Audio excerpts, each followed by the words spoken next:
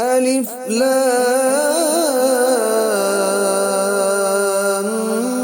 ميم ذلك الكتاب لا ريب فيه هدى للمتقين۔ السلام علیکم ورحمۃ اللہ وبرکاتہ۔ این نیوز کے پروگرام الہدا میں میں ہوں آپ کا میزبان ڈاکٹر اکرم حریری۔ آج ہم 16ویں پارے کی تفسیر آپ کے سامنے رکھیں گے۔ قرآن حکیم کے یہ پیغامات، ارشادات اور تعلیمات یقیناً ہماری زندگی کو سنوارنے کے لیے ہیں، اور آج جس پارے کا آغاز ہو رہا ہے اس میں سورۃ الکہف کا تذکرہ ہے، اور اس حوالے سے ہم تھوڑا سا پہلے پڑھ چکے ہیں کہ سورۃ الکہف میں اللہ رب العزت نے کچھ نوجوانوں کا تذکرہ کیا جو اللہ کی وحدانیت پر ایمان لاتے ہیں اور پھر اپنے ایمان کو بچانے کے لیے وہاں سے نقل مکانی کرتے ہیں۔ اللہ کریم کو ان کا اخلاص اس قدر پسند آیا کہ ان کے نام سے ایک سورہ مبارکہ رکھی اور ان کی یاد کو قیامت تک آنے والے لوگوں کے لیے نمایاں کر دیا۔ اسی سورہ مبارکہ میں جناب موسیٰ علیہ السلام اور حضرت خضر علیہ السلام کا بھی تذکرہ موجود ہے کہ جناب خضر اور جناب موسیٰ علیہ السلام ان کی آپس ملاقات طے پاتی ہے آبنائے پر، اور حضرت موسیٰ علیہ السلام اپنے بھتیجے کو لے کر کے ان سے ملاقات کے لیے روانہ ہو جاتے ہیں۔ جب ملاقات ہوئی تو موسیٰ علیہ السلام نے کچھ علم سیکھنے کے لیے ان کی معیت میں رہنے کا اظہار کیا، تو جناب خضر علیہ السلام فرمانے لگے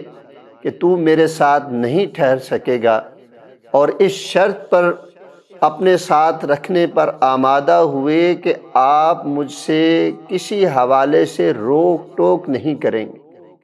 چنانچہ معاہدہ طے پا جاتا ہے، ایک سمندری سفر پہ روانہ ہوتے ہیں، کشتی میں سوار ہوئے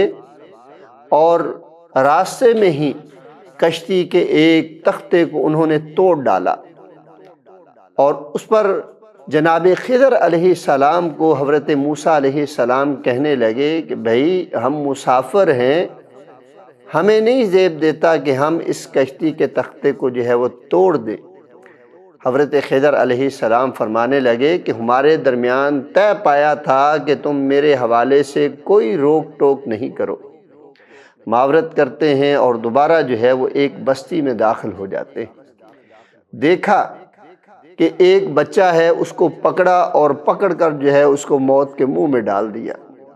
حضرت موسیٰ علیہ السلام کہنے لگے کہ یہ بات مناسب نہیں کہ وہ ایک بچہ تھا، اس نے ہمارا کیا بگاڑا تھا کہ آپ نے اسے جو ہے وہ مار دیا۔ حضرت خضر کہنے لگے کہ پھر آپ نے مداخلت کی ہے۔ پھر ایک اور بستی میں داخل ہوئے تو وہاں ان کو کھانے کی طلب ہوئی، کھانا طلب کیا، بستی والوں نے کھانا دینے سے انکار کر دیا، تو چلتے ہوئے ایک گھر کو دیکھا کہ اس کی دیوار گھری پڑی ہے، تو موسیٰ علیہ السلام کو ساتھ ملایا اور اس گھر کی دیوار تعمیر کرنا شروع کی۔ اب بھوک بھی لگی ہوئی تھی۔ موسیٰ علیہ السلام نے جناب خضر کو کہا کہ کتنا ہی اچھا ہوتا کہ ہم ان سے اجرت طے کر لیتے تاکہ ہم اس سے کھانا کھا سکتے۔ حضرت خضر کہنے لگے کہ بھائی اب بس ہو گئی ہے، آپ کی روک ٹوک ختم نہیں ہوتی اور ہمارا اب فراق ہے، اب ہماری علیحدگی ہے، لیکن علیحدہ ہونے سے پہلے میں آپ کو بتلائے دیتا ہوں کہ میں نے کشتی کو کیوں توڑا، اس بچے کو کیوں مارا، اور اس گھر کی یہ گھری ہوئی دیوار کو جو ہے وہ کیوں تعمیر کیا۔ حضرت موسیٰ علیہ السلام کو کہا کہ وہ جو میں نے کشتی میں تختے کو توڑ کر کشتی کو بے عیب کر دیا تھا، وہ اس لیے کیا تھا کہ راستے میں ایک ایسی چوکی آنے والی ہے جہاں پہ کوئی بھی عمدہ کشتی دیکھی جاتی ہے تو اس کو قبضے میں لے لیا جاتا ہے، اور یہ کشتی 2 یتیم بچوں کی تھی اور ان کا گزر اوقات اسی کشتی کے اوپر تھا۔ میں نے اس کشتی کا تختہ توڑ کے اس کو بے عیب اس لیے کیا تاکہ جب چیکنگ ہو تو ان کی کشتی قبضے میں آنے سے بچ سکے۔ اور دوسری بات کہ اس بچے کو کیوں مار ڈالا؟ فرمایا فَقَانَ أَبَوَاهُ مُؤْمِنًا، کہ ان کے جو ہے والدین وہ اللہ کے مومن بندے تھے، اور وہ بچہ بڑا ہو کے بدبختی کی طرف جانے والا تھا، اور جو ہے اس طریقے سے ان کے جو مومن والدین ہیں ان کو اس اولاد سے تکلیف ہو سکتی تھی، مستقبل میں پریشانیاں لاحق ہو سکتی تھیں، تو اللہ رب العزت کے حکم اور اس کے اذن سے جو ہے اس کو مار ڈالا۔ اور اسی طرح جس گھر کی دیوار کو تعمیر کیا، فرمایا کہ وہ یتیم بچوں کا گھر تھا، اور فرمایا کہ ان کا جو والد تھا وَقَانَ أَبُوهُمَا صَالِحًا، ان کا جو ہے وہ والد نیک آدمی تھا، اور وہ فوت ہوتے ہوئے خزانہ اس دیوار کے نیچے دبا گیا تھا تاکہ اس کے بچے بڑے ہوں تو وہ اس سے فیض یاب ہو سکے۔ ہم نے اس گھر کی دیوار کو اس لیے تعمیر کیا تاکہ ان کا خزانہ محفوظ رہ سکے۔ تو یہ تینوں وجوہات کو بیان کرتے ہیں حضرت خضر، اور ان سے علیحدہ ہو جاتے ہیں۔ اب تینوں میں ہمارے لیے بہت سے اسباق ہیں۔ دیکھیے، ہمیں معلوم ہوتا ہے کہ جو یتیم اور جو مسکین افراد ہوتے ہیں ان کا حامی و ناصر اللہ ہوتا ہے۔ دیکھیں کس طرح سبب بنایا حضرت موسیٰ اور خضر کو، ان کی کشتی میں سوار کیا، اور حضرت خضر علیہ السلام نے اس کشتی کو بے عیب کر دیا تاکہ وہ نقصان، جو بڑا نقصان ان کا ہونے والا ہے، اس سے محفوظ رہ سکے۔ اس لیے یہ ہمارے لیے بھی سبق ہے کہ اگر ہمیں پیش آمدہ زندگی میں کہیں پہ کوئی نقصان ہو جاتا ہے، ہمارے ساتھ کوئی حادثہ پیش آ جاتا ہے، تو ہمیں اللہ کی قضا پر راضی رہتے ہوئے اِنَّا لِلَّهِ وَإِنَّا إِلَيْهِ راجعون کہنا چاہیے، کہ ہو سکتا ہے کہ ہمیں ایک بڑا حادثہ لاحق آنے والا ہو، اور اس حادثے سے بچانے کے لیے اللہ نے ایک چھوٹے سے حادثے سے دوچار کیا۔ اور دوسری بات ہمیں یہ ملتی ہے کہ جو والدین نیک اور صالح ہوں، اللہ پر پختہ ایمان رکھنے والے ہوں، اللہ ان کو بدبخت اولاد سے محفوظ رکھتے ہیں۔ یہ نہیں ہوتا کہ وہ خود نیک ہوں اور ان کی اولادیں اللہ ان کو جو ہے وہ نافرمان اور اسے ذلیل و خوار کرنے والی بنا دے، بلکہ اللہ رب العزت ان کو جو ہے وہ بچپنے میں ہی اٹھا لیتے ہیں۔ ماں باپ ہلکا پھلکا رو دھو کے اللہ پر جو ہے وہ صبر اور قناعت کرتے ہیں، اور اللہ سے امیدیں لگاتے ہیں کہ اللہ ان کا نعم البدل ہمیں عطا فرما۔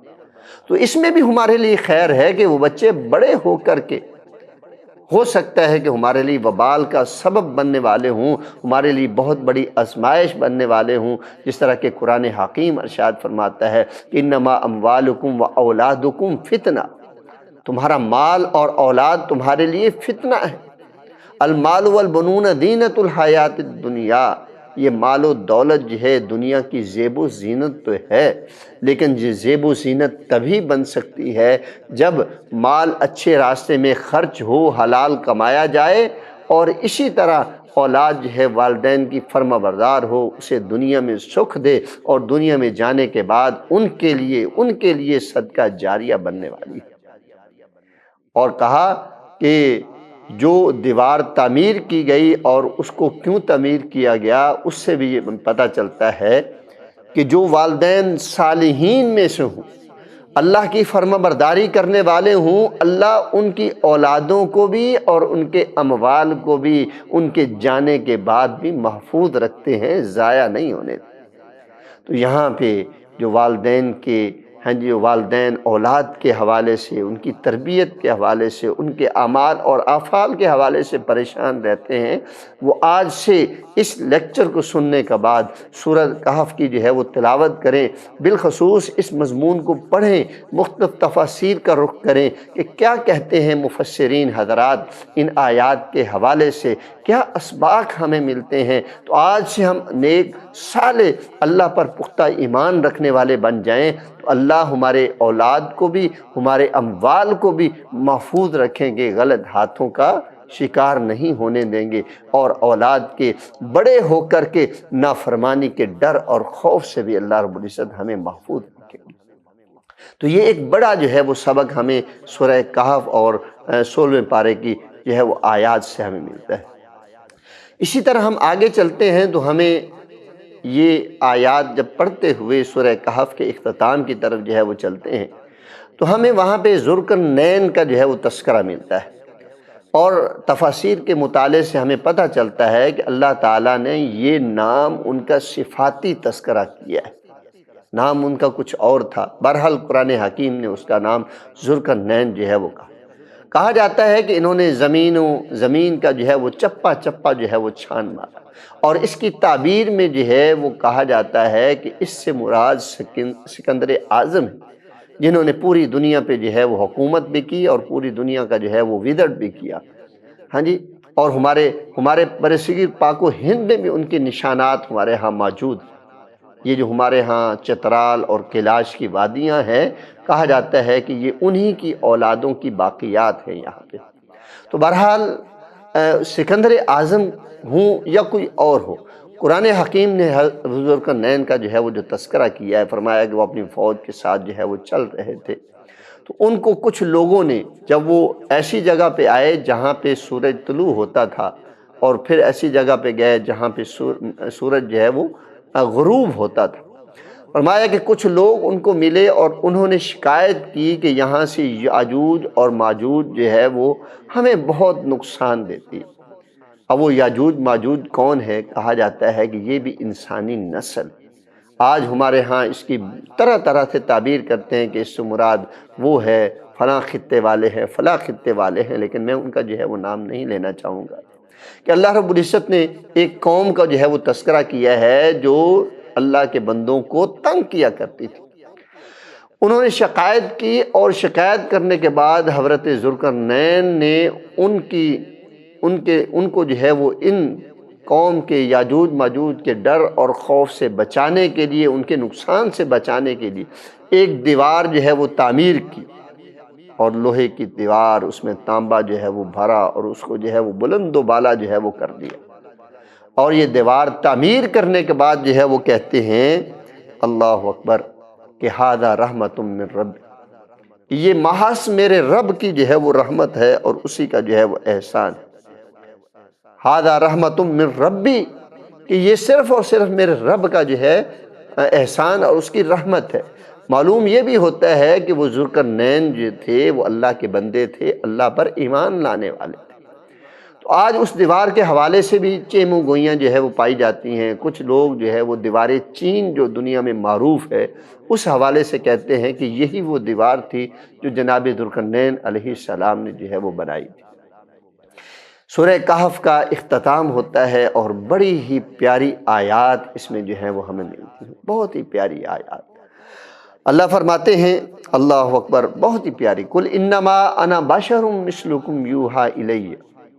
پیارے پیغمبر صلی اللہ علیہ وسلم کو مخاطب کر کے اللہ نے فرمایا کہ بھی ان لوگوں کو کہہ دیجئے انما انا بشر مثلکم، میں تمہاری طرح ایک اللہ کا بندہ ہوں، تمہاری طرح کھاتا ہوں، تمہاری طرح پیتا ہوں، تمہاری طرح چلتا پھرتا ہوں۔ اور قرآن حکیم میں اللہ رب العزت نے بہت سے مقامات پر یہ بات ارشاد فرمائی کہ رسول منکم، تم میں سے ایک رسول۔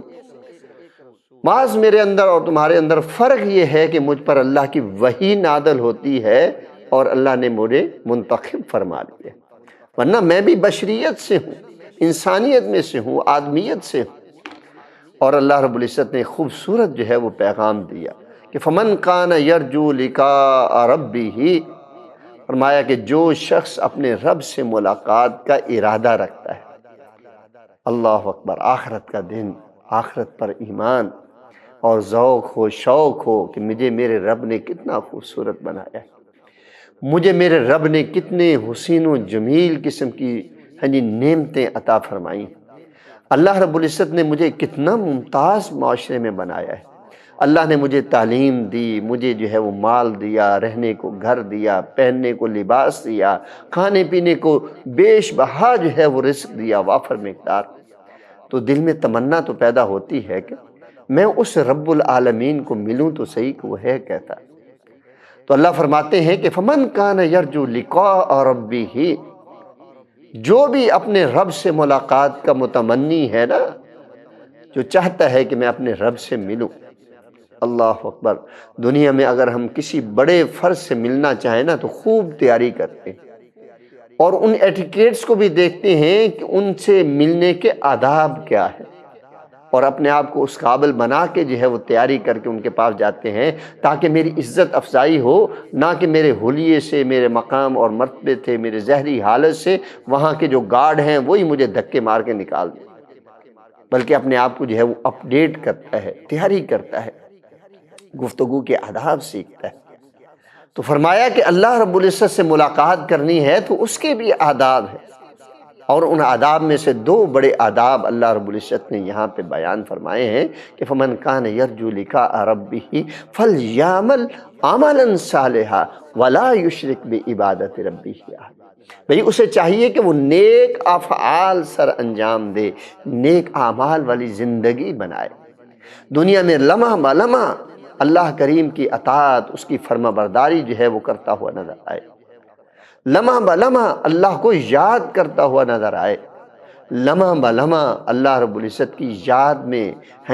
اپنے جسمانی اعضاء کو حرکت دیتا ہوا نظر آئے۔ تابعداری، اللہ کے احکامات پر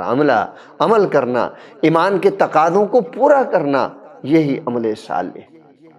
وَلَا يُشْرِكْ بِعِبَادَةِ رَبِّهِ أَحَدًا۔ اللہ فرماتے ہیں پھر میرے ساتھ کسی کو جو ہے وہ شریک ٹھہرانے کی کوشش نہ کرے، میرے ساتھ کسی کو جو ہے وہ میرا متبادل کھڑا نہ کرے۔ اور یہ قرآن حکیم میں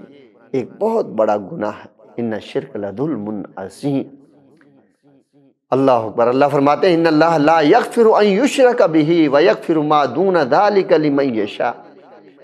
اللہ مشرک کو کبھی معاف کرنے والے نہیں، ہاں اس کے علاوہ جتنے بھی گناہ ہیں اللہ چاہے تو ان کو معاف کر دے، چاہے تو ان کے اوپر سرزنش فرمائے، لیکن شرک والے گناہ کے اوپر جو اللہ کے متبادل کسی قوت کو کھڑا کرے گا، اللہ کا شریک ٹھہرائے گا، اللہ نے یہ فیصلہ کر لیا ہے کہ اس کے گناہوں کو کبھی جو ہے وہ معاف نہیں کیا جائے۔ اس لیے ہمیں بھی جو ہے وہ محفوظ رہنا چاہیے اور کوشش کرنی چاہیے کہ اتنا بڑا جو ہے گناہ ہے، ہم اس دنیا میں ہمیشہ ہمیشہ اس سے اپنے آپ کو بچاتے رہیں۔ اس کے بعد سورہ مریم کا جو ہے وہ تذکرہ ہوتا ہے، اللہ اکبر، اور بڑے ہی پیارے انداز سے، بڑے ہی پیارے انداز سے جو بھی اس لیکچر کو سن رہا ہے نا، میں اسے یہ اپیل کروں گا کہ آج ہی فرصت کے لمحات میں ذرا سورہ مریم نکال کے اس کی پہلی آیات کی ذرا تلاوت کریں کہ کتنے خوبصورت الفاظ کے ساتھ، کتنے خوبصورت الفاظ کے ساتھ اور ادب کے ساتھ حضرت زکریا علیہ السلام جناب مریم علیہ السلام کو دیکھتے ہیں کہ ان کے پاس جو ہے فروٹ پڑے ہوئے ہیں، اور ایسے فروٹ ہیں جن کا موسم بھی آج نہیں۔ اللہ اکبر۔ وہ کہتے ہیں کہ یہ کہاں سے آئے، تو بتایا ہے کہ یہ اللہ رب العزت نے بھیجے ہیں۔ اللہ اکبر۔ تو حضرت زکریا علیہ السلام کے ہاں اولاد نہیں ہوئی تھی، بڑھاپے میں آ گئے۔ اللہ اکبر۔ وہاں پہ اللہ کو پکارنے لگے، انی وہن العظم واشتعل الرأس۔ اے اللہ کریم، ہڈیوں میں بڑھاپا آ گیا ہے، بالوں میں سفیدی آ گئی ہے، واشتعل الرأس شیبا، بڑھاپے کی وجہ سے بال سفید ہو گئے، اور کہتے ہیں کہ اللہ میری بیوی جو ہے وہ کمزور ہو گئی ہے، بانجھ ہو گئی۔ وَلَمْ أَكُمْ بِدُعَائِكَ رَبِّ شَقِيًّا، بڑے ہی جاندار قسم کے الفاظ، اپنی کمزوری اپنے رب کے سامنے پیش کی، اللہ کی عظمت کو دیکھا کہ واہ سبحان اللہ، میرا رب یہ بھی کر سکتا ہے، اپنے بڑھاپے کو ظاہر کیا، اور اس کے بعد جو ہے وہ دعا کر رہے ہیں کہ وَلَمْ أَكُمْ بِدُعَائِكَ رَبِّ شَقِيًّا، اے اللہ بڑھاپا اپنی جگہ پہ، بڑھاپا اپنی جگہ پہ، سفیدی بالوں کی اپنی جگہ پہ، لیکن میں تجھ سے دعا کر کے کبھی بدبخت ہو ہی نہیں سکتا۔ کتنا بڑا جو ہے وہ یقین اور ایقان ہے کہ رب کریم سے دعا کی جائے تو رب سے نا امیدی تو ہے ہی نہیں۔ یہ انبیاء کا ایقان ہے، ان کا یقین ہے کہ رب سے اس یقین سے دعا کی جائے کہ رب کریم اس دعا کو سننے والا ہے۔ ہم بھی اگر یہاں پہ دنیا میں رہتے ہوئے معمولات زندگی گزارتے ہوئے کہیں پہ رب کریم کے تعجبات کو دیکھیں تو سبحان اللہ کہیں اور اس وقت ہاتھ اٹھا کے ذرا اپنے رب سے اپنی حاجت کو طلب کریں، دیکھنا اللہ کیسے ہماری حاجات کو جو ہے وہ قبول۔ تو حضرت زکریا علیہ السلام اپنے اس ایمان، اس یقین کا جو ہے وہ رب کریم کے سامنے اظہار کرتے ہیں کہ اللہ میں دعا کر کے نا تجھ سے نا امید تو ہو نہیں سکتا، میں بدبختوں میں جو ہے وہ کم از کم نہیں ہو سکتا۔ آج کہا جاتا ہے نا کہ یہ منہ اور میسور کی دال، بھائی اپنا منہ دیکھ اور اپنا مطالبہ دیکھ، اپنے مقام کو دیکھ اور اپنی حیثیت کو دیکھ اور پھر دیکھ تو چاہ کیا رہا۔ ہاں جی، کوئی بندہ اگر ایسے منہ سے کوئی بات نکال لے نا تو کہتے ہیں ہاں اچھا اپنا مقام تو دیکھ لے، یہ مانگتا ہے تو کس حیثیت سے مانگتا ہے۔ تو اس طرح کے جو ہے وہ تانے دیے جاتے ہیں، لیکن رب سے مانگا جائے تو نا امیدی نہیں ہے، اللہ رب العزت کی طرف سے عطا ہے۔ اللہ کریم نے دعا کو سنا اور فرمایا اِنَّا نُبَشِّرُكَ بِغُلَامٍ اسْمُهُ یحییٰ۔ اے زکریا علیہ السلام، ہم اللہ اکبر اللہ اکبر، ہم آپ کو خوشخبری دیتے ہیں ایک ایسے بچے کی جس کا نام یحییٰ ہوگا، اور اللہ فرماتے ہیں کہ اس سے پہلے اس نام کا کوئی بندہ موجود ہی نہیں، یہ سب سے پہلا نام ہے جو یحییٰ علیہ السلام کا رکھا گیا۔ اب اللہ نے خوشخبری دے دی، زکریا علیہ السلام جو ہے وہ کہنے لگے بھی یہ کیا ہو گیا، بیگم میری بھانج پن اور بڑھاپے کا شکار، میں خود بڑھاپے کے عالم میں، یہ کیسے ممکن ہو سکتا ہے۔ اللہ نے دعا سن لی، کہنے لگے کہ یہ کیسے ممکن ہو سکتا ہے کہ ہمارے ہاں اولاد ہو جائے۔ اللہ اکبر اللہ۔ اللہ سے فرماتے ہیں کہ اللہ اس کی علامت کیا ہوگی، آج تو لیب ٹیسٹ اور وغیرہ جو ہے مختلف چیزیں ہیں نا، علامت کیا ہوگی۔ اللہ اکبر۔ اللہ فرماتے ہیں کہ 3 دن تک جو ہے وہ تو کلام نہیں کرے گا، صرف اشاروں سے لوگوں کے ساتھ جو ہے وہ بات کرے گا۔ تو اللہ رب العزت نے اس کا اظہار بھی جو ہے وہ فرما دیا۔ بہرحال یہ سورہ مبارکہ کی تلاوت کرتے ہوئے نا بڑے ہی امید افزا جو ہے وہ مقامات ہمیں جو ہے وہ ملتے ہیں۔ یہ سورہ مبارکہ ہے جس میں تھوڑا تھوڑا جو ہے اللہ رب العزت نے حضرت ابراہیم کا تذکرہ کیا، موسیٰ علیہ السلام کا تذکرہ کیا، حضرت ادریس علیہ السلام کا تذکرہ کیا، جناب اپنا کیا نام ہے جی، اسماعیل علیہ السلام کا جو ہے وہ تذکرہ کیا، مختصر انداز، ایک 2 آیات اور جملوں کے ساتھ ان کی تعریفات جو ہے وہ بولی۔ تو یہ بڑی پیاری جو ہے وہ سورہ مبارکہ ہے، اس کی تلاوت کرتے ہوئے جو ہے وہ بہت مزہ آتا ہے۔ موسیٰ علیہ السلام کا جو ہے وہ تذکرہ ہے کہ وہ کس طرح آگ لینے کے لیے اپنی بیگم کے ہاں جو ہے وہ سفر پہ روانہ تھے۔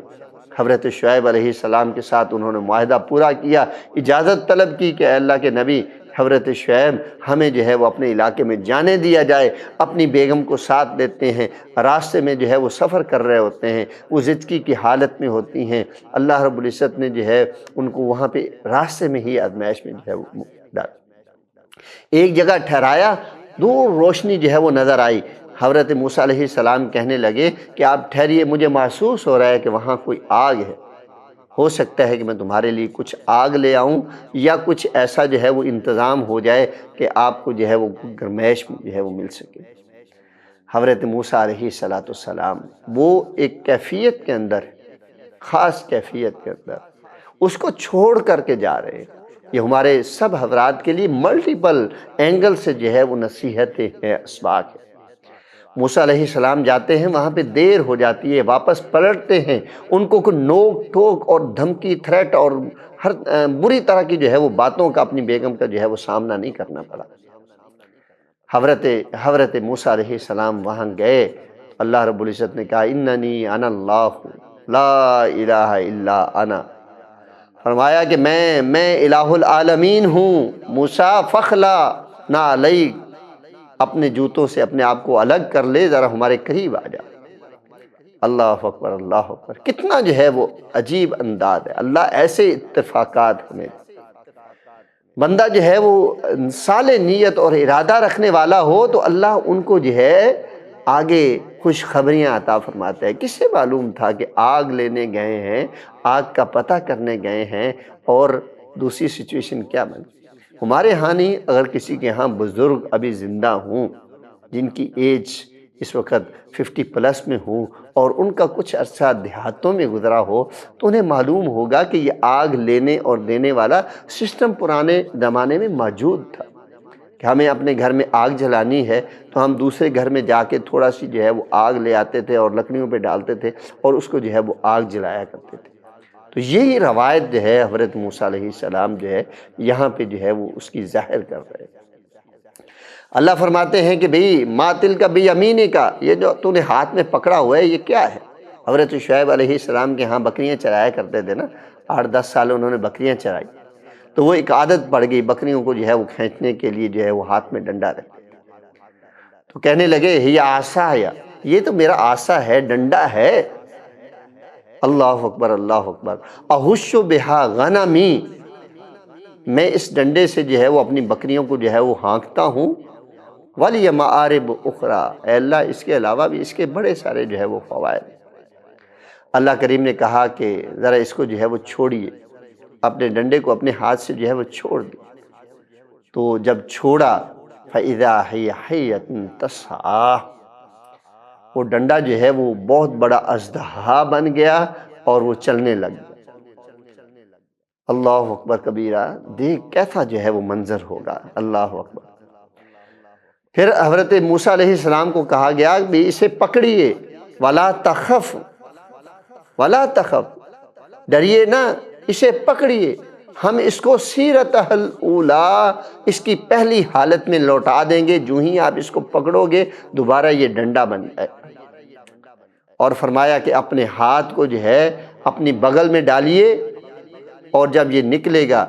اور یہ چمکتا ہوا دمکتا ہوا یہ ہاتھ ہوگا، اور فرمایا کہ یہ 2 بڑی نشانیاں ہیں آپ کے لیے، یعنی 2 معجزات اللہ کریم نے حضرت موسیٰ علیہ السلام کو عنایت فرمایا، اور فرمایا کہ اذهب الى فرعون انه طغى، اب ذرا جانا ہے، مشن دے دیا گیا حضرت موسیٰ علیہ السلام کو۔ معلوم ہوا کہ جب بندہ فیسیلیٹیٹ ہوتا ہے تو اس کے ذمے کچھ ذمہ داریاں جو ہے وہ آ جاتی ہیں، اور اسے اپنی کچھ ذمہ داریاں جو اسے ملتی ہیں اسے وہ نبھانی بھی جو ہے وہ چاہیے، تاکہ اللہ رب العزت اپنی نعمتوں میں مزید استحکام بھی پیدا کرے اور زیادہ بھی عطا فرمائے۔ اللہ اکبر۔ فَقُولَا لَهُ قَوْلًا لَيِّنًا، موسیٰ علیہ السلام کو کہا گیا کہ آپ نے نا نرم لہجے سے ان کے ساتھ جو ہے وہ بات کرنی، بہت ہی اچھے انداز کے ساتھ، یعنی ایک جابر قسم کا حکمران، اور ان کے سامنے جو ہے وہ بڑے حسن اخلاق کے ساتھ جو ہے ان سے گفتگو کرنا۔ تو یہاں پہ قرآن حکیم جو ہے وہ ہمیں بتلاتا ہے کہ موسیٰ علیہ السلام کو جب کہا گیا نا کہ فرعون کی طرف جائیے، تو انہوں نے وہاں پہ ایک مطالبہ کیا کہ اے اللہ مجھے میرے بھائی ہارون کو بھی میرے ساتھ کر دیجیے۔ رب اشرح لی صدری ویسر لی امری واحلل عقدۃ من لسانی یفقہوا قولی، یہ دعا ان کی ہے کہ اے اللہ میرے سینے کو جو ہے وہ شرح صدر نصیب فرما، کہ جو بات کرنی ہے بس وہی کروں، فضول بات جو ہے وہ میرے سے نہ، اور جو بات میں کروں وہ بات جو ہے وہ سمجھنے کے قابل ہو، ان کو سمجھ آئے، یفقہوا قولی، ان کو بات جو ہے وہ سمجھ آ جائے، اور میرا بات کرنا وہاں پہ آسان بنا دے، میری پریزنٹیشن جو ہے وہاں پہ آسان بنا دے، میرا وہاں پہ انداز تکلم جو ہے وہ بہت اچھا بنا دے، مجھے شرح صدر نصیب فرما دے کہ میں ڈیکورم کے مطابق جو ہے وہاں پہ گفتگو کر سکوں، اکارڈنگ ٹو دربار، ان کا جو ڈیکورم ہے دربار کا اس کے مطابق جو ہے وہ میں اس لیول کی گفتگو جا کے کر سکوں۔ تو آج بھی ہمیں موسیٰ علیہ السلام کی یہ دعا جو عظیم مشن پہ جانے سے پہلے انہوں نے دعا مانگی، ہمیں بھی جو ہے یہ دعا پڑھنی چاہیے، کہ نا؟ تو فرعون کے پاس جو ہے وہ جاتے ہیں اور اللہ کا پیغام جو ہے ان کے سامنے جو ہے وہ رکھتے ہیں۔ اللہ رب العزت نے اس پارے کے آگے جو ہے وہ ذکر فرمایا 16ویں پارے کے کہ اِنَّهُ مَن یَأْتِ رَبَّهُ مُجْرِمًا، اللہ کے پاس جو مجرم بن کے آئے گا نا، اللہ اکبر، العیاذ باللہ، اللہم لا تجعلنا من المجرمین، اللہ اپنے مجرم بندوں میں سے نہ بنانا۔ انہو من یات ربہ مجرما، جو اپنے رب کے پاس مجرم بن کے آئے گا نا، فإن لہ جہنم، ان کے لیے مقام جو ہے وہ جہنم، لا یموت فیہا ولا یحیا، نہ اس میں مریں گے نہ زندہ رہیں گے۔ یہ جو کیفیت ہوتی ہے نا، بہت زیادہ شدت کی تکلیف، بندہ چاہتا ہے کہ میں مر جاؤں، دل میں خواہش بھی ہے کہ میں زندہ بھی رہوں، تو نہ وہ مر سکیں گے نہ وہ جی سکیں گے، نہ میں مرتا ہوں نہ جیتا ہوں۔ بیماری میں بہت زیادہ الجھا ہوا شخص جو ہے وہ کر رہا ہوتا ہے بعض اوقات، اور وہ کہتا ہے نہ مرنے نہ جیونے، نہ مرتا ہوں نہ جیتا ہوں۔ اللہ اکبر، العیاذ باللہ، العیاذ باللہ، العیاذ باللہ۔ اللہ کریم ہمیں جہنم کی آگ سے بچا۔ اور دوسری طرف وہ لوگ جو مومن ہیں، فرمایا کہ انہو من یات ربہ مؤمنا، ایمان کی حالت میں اپنے رب کے پاس لوٹ کر آنے والے خوش نصیب افراد، فرمایا قد عامل الصالحات فاولئک لہم الدرجات الاولی، فرمایا کہ جو مومنین ہیں ان کے لیے اللہ رب العزت نے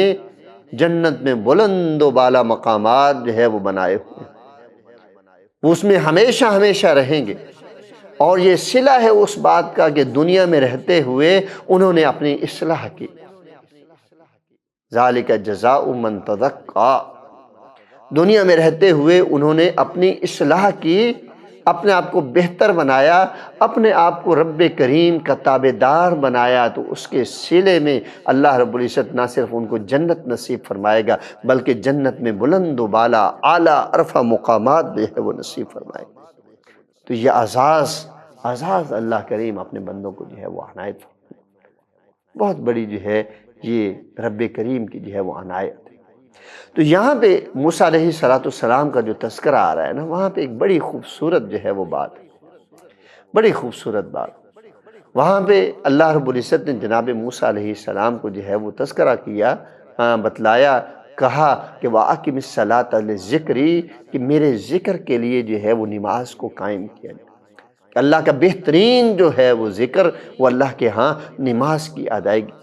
تو اسی پارے میں اللہ رب العزت ارشاد فرماتے ہیں کہ وَأْمُرْ أَهْلَكَ بِالصَّلَاةِ، کہ اپنے جو ہے گھر والوں کو نماز کا حکم دیجئے، وَاسْتَبِرْ عَلَيْهَا، اور اسی پر جو ہے وہ قناعت کر لیجئے، نماز پڑھتے رہیے اور سارے گھر والوں کو پڑھائیے، اور اسی پر معمول کی زندگی بنا لیجئے۔ کیوں؟ نماز کے اندر یہ خاصیت ہے، إِنَّ الصَّلَاةَ تَنْهَا عَنِ الْفَحْشَاءِ وَالْمُنکَرِ وَالْبَغْيِ يَعِظُکُمْ لَعَلَّکُمْ تَذَکَّرُونَ، نماز ہمیشہ برائی سے، بے حیائی سے، برے کاموں سے بندہ مومن کو محفوظ رکھتی ہے۔ تو آج کے پروگرام کا وقت قریب ہوا چاہتا ہے، انشاءاللہ کل ہم آپ کے پاس 17ویں پارے کی تفسیر کے ساتھ حاضر خدمت ہوں گے۔ تب تک کے لیے اپنے میزبان ڈاکٹر اکرم حریری کو اجازت دیجیے۔ السلام علیکم ورحمۃ اللہ وبرکاتہ۔